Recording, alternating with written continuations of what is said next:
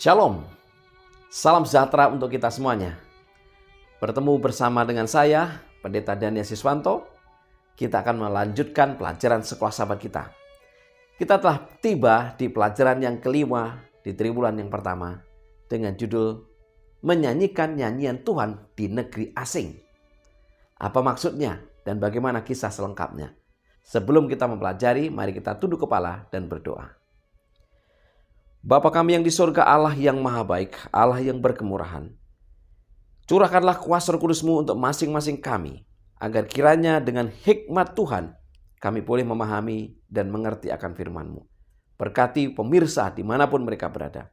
Dalam nama Yesus kami berdoa. Amin. Menyanyikan nyanyian Tuhan di negeri asing. Ayat inti terdapat di dalam Mazmur 137 ayat yang keempat.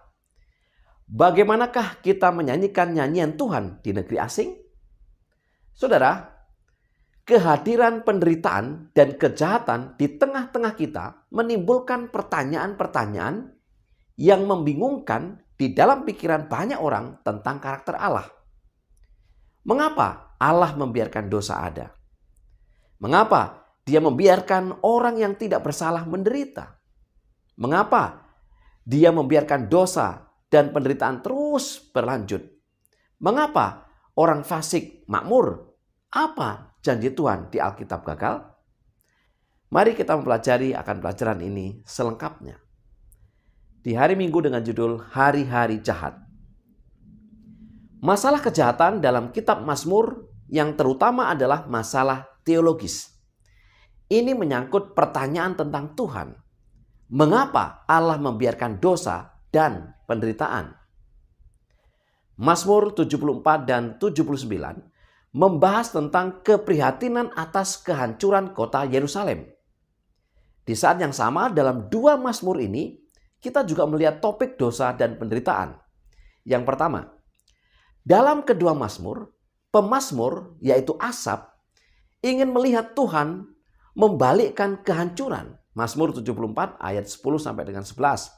Mazmur 79 ayat 5 sampai dengan 7. Karena itu dia bertanya kepada Tuhan, berapa lama?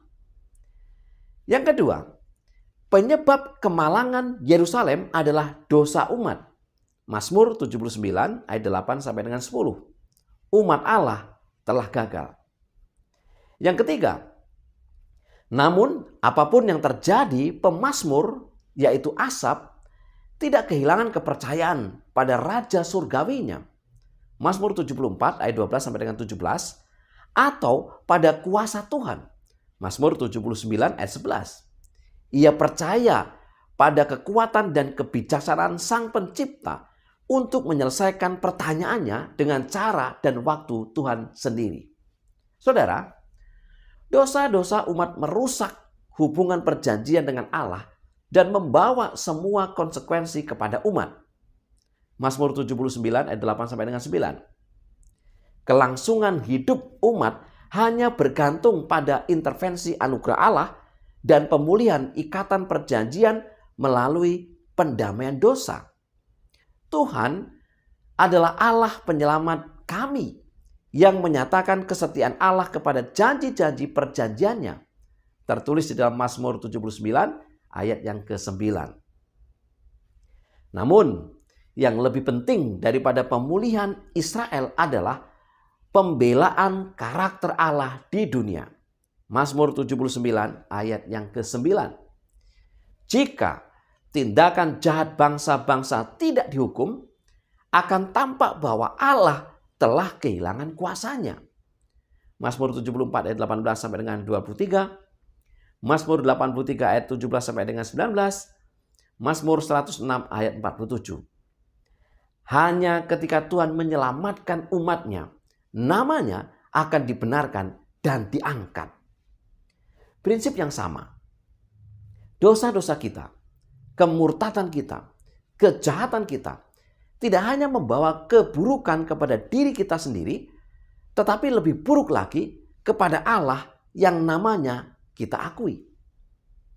Tindakan kita yang salah juga dapat memberikan dampak rohani yang merugikan bagi kesaksian dan misi kita. Pertanyaannya adalah, berapa banyak orang yang telah dimatikan imannya oleh tindakan mereka yang mengakui nama Kristus? Di pelajaran hari Senin dengan judul Di Pintu Kematian, Kitab Mazmur mengungkapkan kesengsaraan yang dialami pemazmur. Mereka merasakan tanpa kekuatan, layu seperti rumput, tidak bisa makan, dipisahkan oleh kematian, berbaring seperti yang terbunuh di kubur, menjijikkan bagi teman-temannya, menderita dan putus asa, tulangnya menempel di kulitnya. Pertanyaannya adalah, bagaimana pemazmur memahami masalah yang dialami? Yang pertama, pemazmur mengakui bahwa dosa dapat membawa penyakit. Karena itu, ia mengacu pada perlunya pengampunan sebelum penyembuhan. Mazmur 41 ayat 4 sampai dengan 5. Yang kedua, namun beberapa mazmur seperti Mazmur 88 dan Mazmur 102 mengakui bahwa penderitaan bukan karena dosa dalam diri umat Allah, tetapi adalah sebuah fakta kehidupan, tidak peduli seberapa sulit untuk dipahami. Meskipun diambang kematian. Mazmur 88 ayat 6 sampai dengan 9. Pemazmur mengingat keajaiban Allah, cinta kasih, kesetiaan, dan kebenaran. Mazmur 88 ayat 11 sampai dengan 13. Terlepas dari perasaannya yang terluka, pemazmur melekat pada Tuhan. Meskipun dia menderita, dia tidak menyangkal kasih Tuhan dan tahu bahwa Tuhan adalah satu-satunya keselamatannya. Hal ini menunjukkan bahwa pemazmur tahu tidak hanya penderitaan tetapi juga memiliki pengetahuan yang intim tentang rahmat Tuhan dan bahwa keduanya tidak harus saling bertentangan. Ketika kita membaca Mazmur 88 dalam terang penderitaan Kristus, pengharapan kita bangkit. Kita terpesona oleh kedalaman kasih-Nya, di mana Ia bersedia melewati pintu kematian demi umat manusia. Di pelajaran hari Selasa, dengan judul Di Manakah Tuhan? Bagaimanakah pemazmur menggambarkan situasinya yang seolah ditinggalkan Tuhan atau tanpa kehadiran Tuhan? Yang pertama, ketidakhadiran Tuhan terasa seperti kehausan yang kuat di tanah kering. Dicatat di dalam Mazmur 42 ayat 2 sampai dengan 4, Mazmur 63 ayat 2, dan juga digambarkan sebagai kesedihan fana. Mazmur 102 ayat 3 sampai dengan 5. Yang kedua, seperti burung-burung yang kesepian. Mazmur 102 ayat 7, aku sudah menyerupai burung undan di padang gurun, sudah menjadi seperti burung ponggok pada reruntuhan. Aku tidak bisa tidur dan sudah menjadi seperti burung terpencil di atas sotoh. Yang ketiga, seperti seekor burung terpencil di atas sotoh berada di luar sarangnya atau tempat peristirahatannya. Mazmur 102 ayat 8. Yang keempat, pemazmur menangis kepada Tuhan, merasa seperti berada di rawa yang dalam. Sebuah gambaran seolah-olah diliputi oleh perairan yang perkasa dan tenggelam ke dalam air yang dalam. Mazmur 69 ayat 2 sampai dengan yang keempat. Pertanyaan berikutnya adalah, bagaimana pemazmur merespon situasi yang seolah tanpa kehadiran Tuhan? Para pemazmur memutuskan untuk tidak diam dalam menghadapi keheningan Tuhan.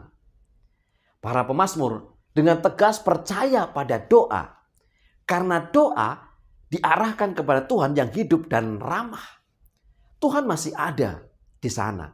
Bahkan ketika Dia tampaknya tidak ada, Dia masih merupakan Tuhan yang sama yang mendengar mereka di masa lalu, dan mereka yakin Dia mendengar mereka sekarang. Mazmur 10 ayat 12, Mazmur 27 ayat 9, dan Mazmur 39 ayat 13. Di pelajaran hari Rabu, dengan judul Apakah Janjinya Gagal Selamanya?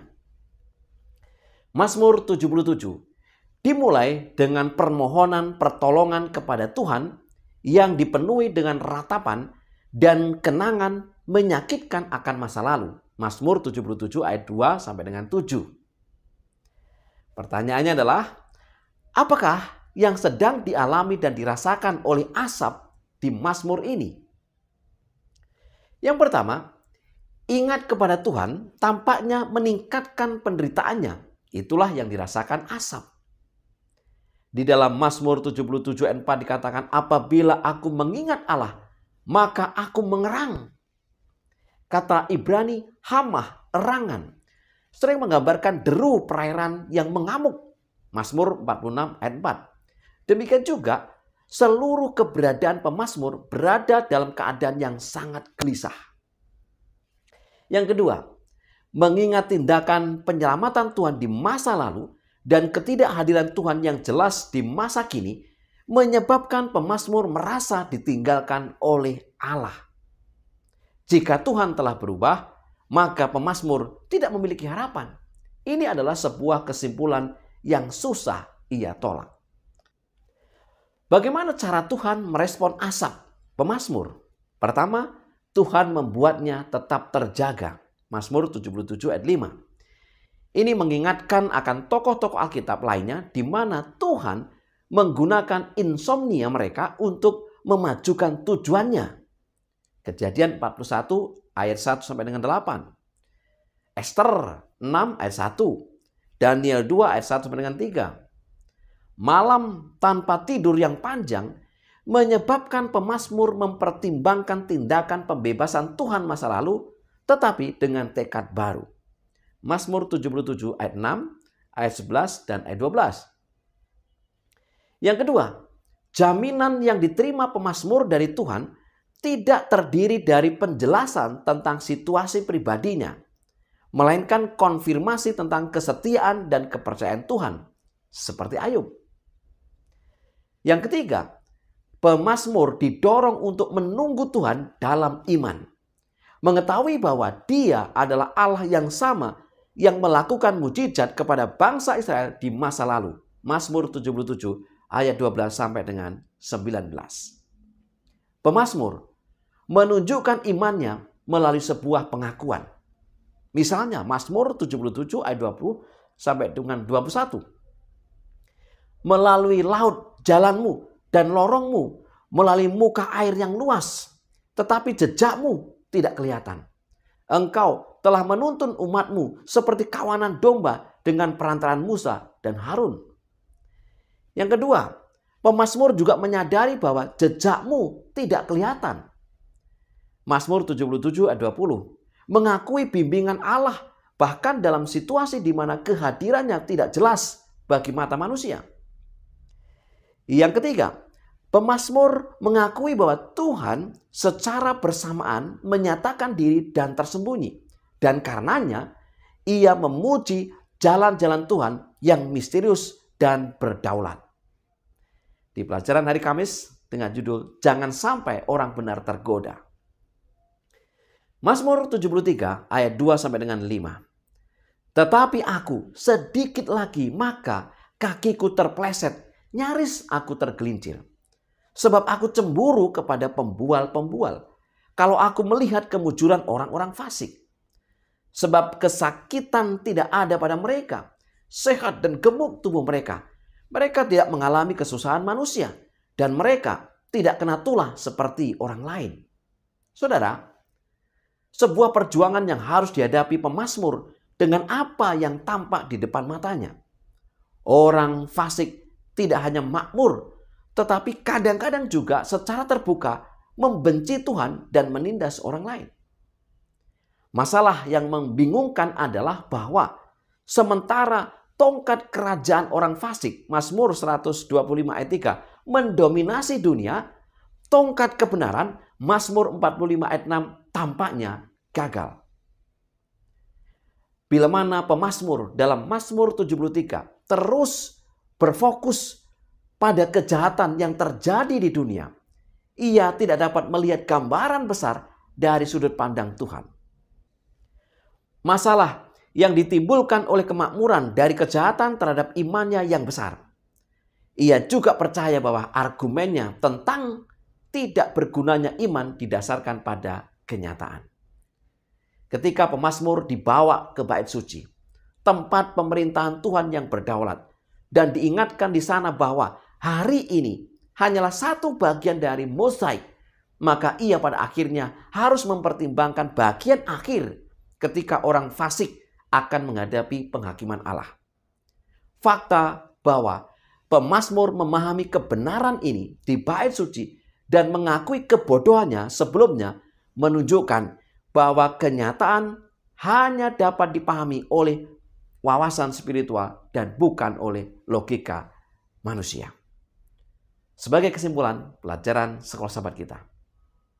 Yang pertama, dosa-dosa kita, kemurtatan kita, kejahatan kita tidak hanya membawa keburukan kepada diri kita sendiri, tetapi juga kepada orang-orang yang ada di sekitar kita. Yang kedua, dosa dapat membawa penyakit. Karena itu diperlukan pengampunan sebelum penyembuhan. Yang ketiga, Tuhan masih ada dan masih sama seperti ketika Dia mendengar kita di masa lalu. Maka kita yakin Dia mendengar kita juga di masa sekarang. Yang keempat, biarlah kita mengakui bimbingan Allah.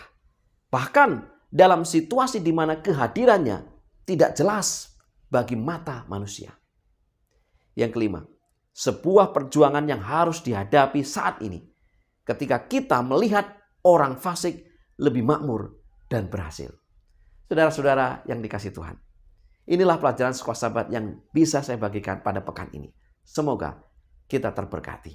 Mari kita tunduk kepala dan berdoa. Tuhan Allah yang Maha Baik, sekali lagi kami berdoa mohon kecurahan Roh Kudus agar hikmat-Mu, pengertian-Mu menjadi bagian kami.